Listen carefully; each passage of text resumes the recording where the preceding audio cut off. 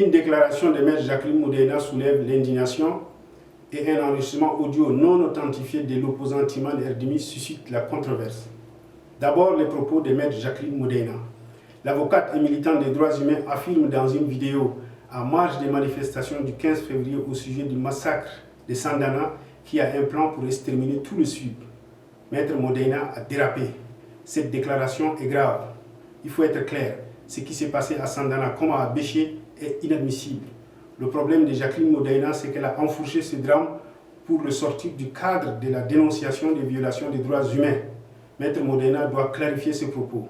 Plus grave, elle date ce plan d'extermination à partir de la guerre civile de 1979 qui avait opposé schématiquement le nord musulman au sud chrétien et animiste. Si Maître Moudaïna a des preuves, qu'elle les met sur la place publique. Sinon, ces affirmations relèvent simplement de la mythomanie. Elle doit tourner 7 fois sa langue avant d'avancer une pareille ânerie. Ensuite, dans un enregistrement non authentifié, on entend une voix attribuée à M. Erdimi discuter avec un inconnu.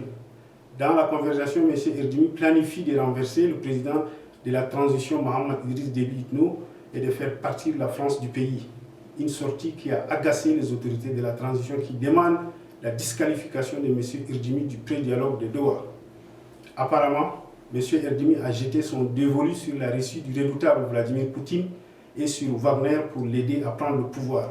Le Conseil militaire de transition a-t-il le droit de disqualifier un des principaux chefs rebelles de ce grand rendez-vous? Si cette information est confirmée, elle est maladroite.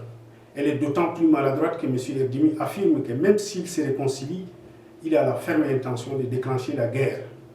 Décidément, M. Erdimi est obsédé par le pouvoir, pour le pouvoir, même après la mort du maréchal avec qui il a eu maille à partir.